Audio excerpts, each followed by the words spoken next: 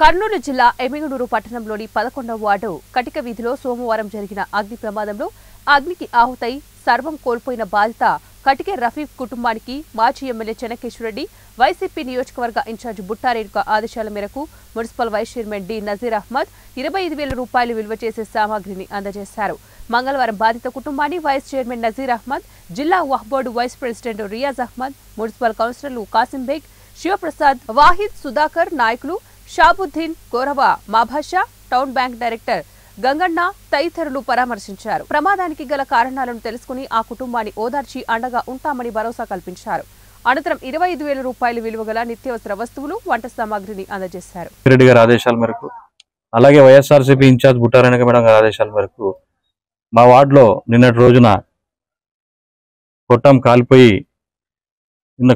కాలిపోవడం జరిగింది నిన్న.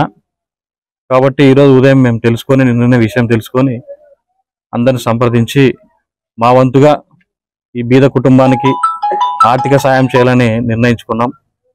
అందులో భాగంగా నిత్యావసర వస్తువులు ప్రతి ఒక్కటి ఇంటికి ఏమైతే అవసరం ఉందో అవన్నీ వాళ్ళకి అందజేస్తున్నాం.